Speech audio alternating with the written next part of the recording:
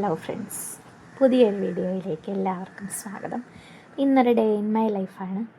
അപ്പോൾ രാവിലെ ഞാൻ മുറ്റത്തോട്ടാണ് ഇറങ്ങിയത്. അയ്യത്തും പറമ്പിലും ഒക്കെ പോയി എന്തെങ്കിലും കൂട്ടാൻ വയ്ക്കാൻ കിട്ടുമെന്ന് നോക്കി. അപ്പോൾ അങ്ങനെ നമുക്ക് കുറച്ച് മത്തയിലയും 2 മത്തങ്ങയും കിട്ടിയിട്ടുണ്ടായിരുന്നു. അപ്പം ഞാൻ കുറച്ച് ദിവസം മുമ്പേ കണ്ടതാണ് കുറേ നല്ല തളിര് മത്തയില നിൽക്കുന്നത്. പിന്നെ ഈ മത്തയുടെ പൂവും ചെറിയ കായും ഇതെല്ലാം നമ്മൾ തോരനകത്ത് ഇടാൻ നല്ലതാണ്. ഇപ്പോൾ 2 മത്തങ്ങയും കൂടി കിട്ടിയിരുന്നു.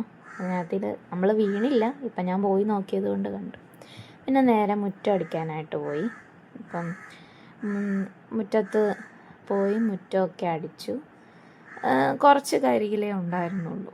അപ്പം പെട്ടെന്ന് തീർന്നു. ഒരു 10 മിനിറ്റിൽ മുറ്റമടിയൊക്കെ കഴിഞ്ഞു. അങ്ങനെ മുറ്റമൊക്കെ അടിച്ചതിന് ശേഷം കുറച്ച് പുളിച്ചിക്കയൊക്കെ പറിച്ച്. പുളിച്ചിക്ക എന്നാണ് ഇവിടെ പറയുന്നത്, പക്ഷേ ശരിക്കും അതിൻ്റെ പേര് സ്റ്റാർ ഫ്രൂട്ട് എന്നാണ്. അതുപോലെ ലൗലോലിയൊക്കെ വീഴുന്നുണ്ടായിരുന്നു ചെറുതായിട്ട്, പക്ഷെ നിറയെ ആയിട്ടില്ല.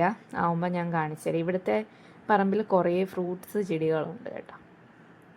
പിന്നെ രാവിലത്തേക്ക് ദോശയായിരുന്നു. ദോശയും മീൻകറി കൂട്ടി കഴിച്ചോളാമെന്ന് പറഞ്ഞു ഇവിടെ എല്ലാവരും. എനിക്ക് മീൻകറി ഇഷ്ടമില്ലാത്തതുകൊണ്ട് ഞാൻ ഉപ്പും മുളകും മല്ലിപ്പൊടിയും കൂടെ ഇട്ടിട്ട് ചുവന്നുള്ളി ഇങ്ങനെ അരിഞ്ഞിട്ട് ചെറിയൊരു കുഞ്ഞ് ചമ്മന്തി ഉണ്ടാക്കി. അങ്ങനെ ഞാൻ ദോശയും ചമ്മന്തിയും കൂടി കൂട്ടി രാവിലത്തെ ബ്രേക്ക്ഫാസ്റ്റ് കഴിച്ചു. എന്നിട്ട് നേരെ ലഞ്ചിൻ്റെ പരിപാടിയിലേക്ക് കടക്കാമെന്ന് വിചാരിച്ചു. അപ്പം പറിച്ച് വെച്ചിരുന്ന ആ മത്തയുടെ ഇലയെല്ലാം നന്നായിട്ട് കഴുകിയെടുക്കണം. നന്നായിട്ടെന്ന് പറഞ്ഞാൽ നല്ല, കാരണം റോഡിലൊക്കെ നിൽക്കുന്നതാണ്. അതുപോലെ അയ്യത്തോ പറമ്പിലൊക്കെ ആയാലും നല്ല മണ്ണൊക്കെ കയറി നിൽക്കുന്ന സ്ഥലമാണ്. അപ്പോൾ അതുകൊണ്ട് മത്തയുടെ ഇല എടുക്കുമ്പോൾ എപ്പോഴും വളരെ കെയർഫുള്ളായിരിക്കണം. നന്നായിട്ട് വാഷ് ചെയ്ത് മാത്രമേ യൂസ് ചെയ്യാൻ പാടുള്ളൂ. ഇല്ലെങ്കിൽ നമ്മൾ തോരൻ വെച്ച് കഴിയുമ്പോൾ അതിൽ മണ്ണ് കടിക്കുന്ന പോലെയൊക്കെ തോന്നും.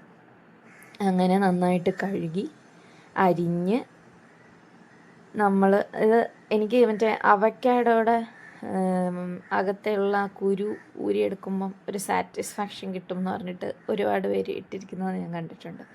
അതുപോലെ സാറ്റിസ്ഫാക്ഷൻ കിട്ടുന്ന ഒരു സാധനമാണ് ഈ ഇല അരിയുമ്പോൾ ഇങ്ങനെയുള്ള ശബ്ദവും പിന്നെ ഇല ഇങ്ങനെ പെർഫെക്റ്റായിട്ട് ഇങ്ങനെ അരിഞ്ഞു വരുമ്പോൾ ഉള്ളൊരു നല്ല രസം. എനിക്ക് ഭയങ്കര സാറ്റിസ്ഫാക്ഷൻ കിട്ടുന്ന ഒരു ജോലിയാണ് ഇങ്ങനെ മത്തയില അരിയുമ്പോൾ. മത്തയിലയ്ക്ക് മാത്രമേ ഉള്ളൂ കേട്ടോ, വേറെ ഒന്നിനോട് എനിക്ക് ഇതില്ല. മത്തയില അരിയുന്നതൊരു രസമാണ്. പിന്നെ നമ്മൾ ഇന്നലെ പറിച്ച് വെച്ച നിത്യവഴുതനയുടെ കായും ഒരു സവാളയും 2 പച്ചമുളകും കുറച്ച് ഉപ്പും മഞ്ഞൾപ്പൊടിയും ശകലം വെള്ളവും കൂടെ ഇട്ട് നമ്മളൊരു കുഞ്ഞ് മെഴുക്ക് വരട്ടിയും കൂടി വെക്കാമെന്ന് വിചാരിച്ചു. അപ്പം മത്തയില തോരനും ഇത് മെഴുക്ക് വരട്ടിയും ആവുമല്ലോ. അപ്പം നേരെ അത് മെഴുക്ക് വരട്ടാനായിട്ട് വെച്ചു. കുറച്ച് വെളിച്ചെണ്ണ ഒഴിച്ച് അതേ സമയത്ത് തന്നെ നമ്മുടെ മത്തയിലയും ഒന്ന് വെന്ത് വന്നിട്ടുണ്ട്. അതിലോട്ട് തേങ്ങയും വെളുത്തുള്ളിയും കുറച്ച് ജീരകവും മഞ്ഞൾപ്പൊടിയും കൂടെ ഇട്ട് നമ്മളൊന്ന് ചതച്ചെടുത്തതും കൂടെ ഇട്ട് കുറച്ച് ആദ്യം എണ്ണ ഒഴിച്ചൊന്ന് കടുക് വറുത്തിട്ടാണ് ഞാൻ അതിലേക്ക് മത്തയില ഇട്ടത്. അപ്പം അങ്ങനെ മത്തയില തോരനായി. പിന്നെ ഞാൻ വിചാരിച്ചു എന്തായാലും ചെറുതാണോ മത്തൻ എങ്ങനെ ഉണ്ട് എന്ന് നോക്കാമെന്ന് വിചാരിച്ചു. അങ്ങനെ തുറന്നപ്പം പിഞ്ചാണ്, പക്ഷേ കൊള്ളാം, നല്ല ടേസ്റ്റായിരുന്നു വെച്ചപ്പം. അപ്പം ഞാൻ വിചാരിച്ചു ഇതും കൊണ്ടൊരു വറുത്തരച്ച പുളിങ്കറി വെക്കാമെന്ന്, മത്തങ്ങ പുളിങ്കറി. അങ്ങനെ അതും ഒരു പകുതി എടുത്തുള്ളൂ. മത്തനും ഒരു സവോളയും 2 പച്ചമുളകും മഞ്ഞൾപ്പൊടിയും ഉപ്പും കറിവേപ്പിലയും കൂടെ വേവിക്കാൻ വെച്ചു കുക്കറിൽ. അതേ സമയത്ത് തന്നെ തേങ്ങയും ചുവന്നുള്ളിയും കറിവേപ്പിലയും കൂടെ ഒന്ന് മൂപ്പിച്ച് എടുത്ത് അതിലേക്ക് കുറച്ച് മല്ലിപ്പൊടിയും 1 സ്പൂൺ അല്ലെ 1.5 സ്പൂൺ മതിയാവും മല്ലിപ്പൊടിയും, ആവശ്യത്തിന് എരിവ് കൂടുതൽ വേണ്ടവർക്ക് അങ്ങനെ, അല്ലാത്തവർക്ക് കുറച്ചിട്ടാൽ മതിയാവും. എന്നിട്ട് മുളക് ഞാൻ 2 ടൈപ്പ് ഇട്ട്, ഒന്ന് കളറിന് വേണ്ടിയും അല്ലാതെയും. എന്നിട്ടത് തണുക്കാൻ വെച്ചു. നേരെ മീൻ എടുത്തു. അയലയായിരുന്നു, കഴിഞ്ഞ ദിവസം വാങ്ങി ഫ്രിഡ്ജിൽ വെച്ചതാണ്. അപ്പോൾ അത് ഇപ്പോഴാണ് എടുത്തത്. അപ്പോൾ അത് കട്ട് ചെയ്ത് പൊരിക്കാമെന്ന് വിചാരിച്ചു.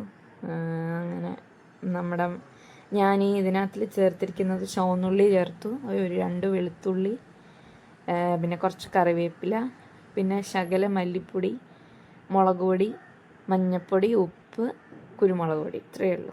അപ്പോൾ അത് നേരെ പുരട്ടി വെച്ചു. അതേ സമയത്ത് നമ്മുടെ തണുത്ത തേങ്ങ ഒന്ന് അരച്ചെടുത്തിട്ട് കുറച്ച് പുളിവെള്ളവും കൂടെ ചേർത്ത് നേരെ കറി റെഡിയായി.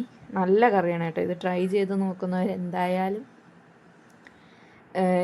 ഇഷ്ടപ്പെടും. നല്ല ഒരു നാടൻ കറി റെസിപ്പിയാണ് ഈ വറുത്തരച്ച പുളിങ്കറി എന്ന് പറയുന്നത്. എന്നിട്ട് നേരെ അത് കടുക് വറുത്ത് ചേർത്തു, മീനും പൊരിക്കാൻ വെച്ചു. അങ്ങനെ ഇന്നത്തെ ഉച്ചക്കത്തേക്ക് ആയിരുന്നു വിഭവം. എന്നിട്ട് നേരെ കുറച്ച് തുണി കഴുകാൻ ഇട്ടിട്ടുണ്ടായിരുന്നു. എന്നിട്ട് അത് നേരെ ഉണക്കാനിട്ടിട്ട് കുളിച്ചിട്ട് നേരെ പഠിക്കാനായിട്ടിരുന്നു. അപ്പോൾ ഇന്നത്തെ ഇത്രയേ ഉള്ളൂ. Thank you.